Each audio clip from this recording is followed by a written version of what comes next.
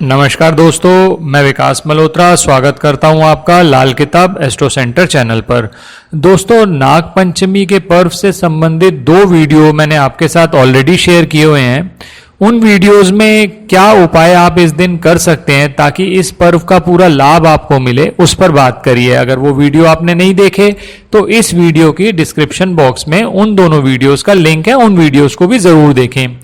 उन वीडियोस के समय मैंने आपसे बात करी थी कि नाग पंचमी के पर्व के दिन और हर पंचमी पर आप अगर नाग पंचमी की व्रत कथा सुनते हैं, इसका श्रवण करने से ही आपके काल सर्प दोष संबंधित जो भी आपको समस्याएं आ रही हैं या राहु और केतु का किसी तरह से आपकी पत्रिका में दोष है तो वो खत्म हो जाता है।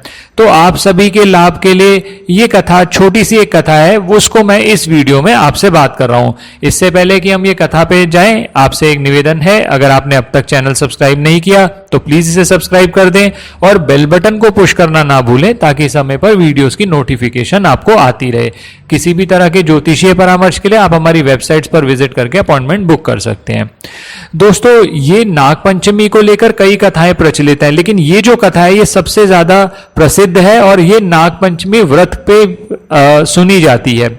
आप इस कथा को सुन सकते हैं, पढ़ सकते हैं, इसका लाभ आपको जरूर मिलेगा। प्राचीन काल में एक सेठ के 7 पुत्र थे और 7 के विवाह हो चुके थे।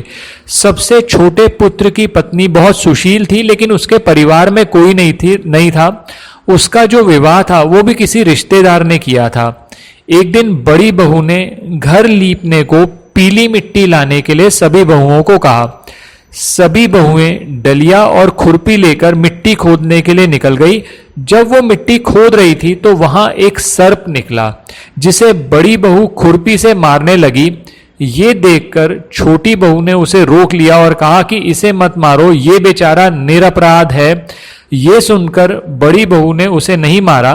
तब सर्प एक और जा बैठा। तब छोटी बहू ने उससे कहा कि हम अभी लौट कर आते हैं, तुम यहां से जाना मत। ये कहकर वो सबके साथ मिट्टी लेकर घर चली गई और कामकाज में फंसकर उसने सर्प से जो वादा किया था उसे भूल गई।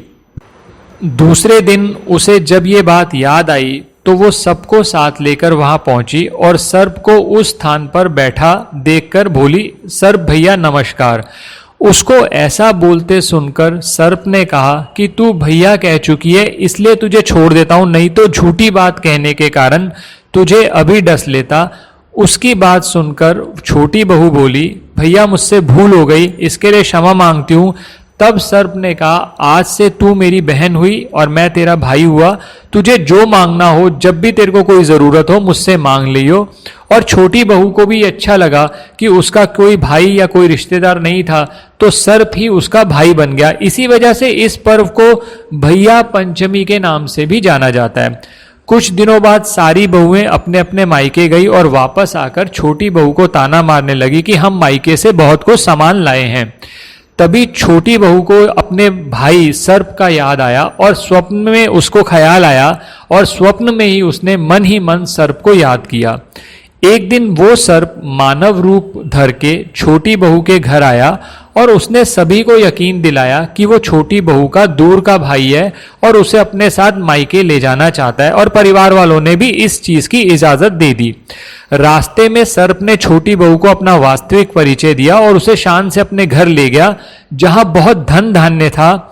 और सर्प ने अपनी बहन को बहुत सा धन जेवर देकर मायके वापस भेजा, जिसको देखकर बड़ी बहू और अन्य बहू जल गई और उन्होंने छोटी बहू के पति को यह भड़काया कि छोटी बहू चरित्रहीन है और ये किसी और व्यक्ति के साथ इन्वॉल्व है और इस वजह से ये उसको सामान मिला है। इस पर पति ने छोटी बहू को घर से निकालने का निर्णय लिया। तब छोटी बहू ने अपने भाई सर्प को याद किया और सर्प उसी वक्त उसके घर आया और उसने सभी को कहा कि अगर किसी ने मेरी बहन पर आरोप लगाया तो वो सभी को डस लेगा, और वास्तविकता उनको बताई। जब वास्तविकता सामने आई और ये पता चला कि सर्प उसके भाई की तरह ही काम कर रहा है, तब सर्प की पूजा सावन की शुक्ल पंचमी के दिन से की जाने लगी और लड़कियां सर्प को अपना भाई मानकर पूजती हैं और धन्य धान की पूर्ति के हेतु भी सर्प की पूजा की जाती है। तो दोस्तों ये व्रत कथा छोटी सी आप नाग पंचमी के दिन या पंचमी के दिन जरूर सुने, आपको इसका लाभ जरूर मिलेगा। आशा करता हूं आपको ये वीडियो पसंद आया होगा। अगर वीडियो पसंद आया तो लाइक करें, बाकी लोगों के साथ भी शेयर करें और चैनल अगर सब्सक्राइब नहीं किया तो प्लीज इसे सब्सक्राइब कर दें। बेल बटन को पुश करना ना भूलें ताकि समय पर वीडियोस की नोटिफिकेशन आपको आती रहे। आप सभी को नाग पंचमी की बहुत बहुत शुभकामनाएं। धन्यवाद दोस्तों।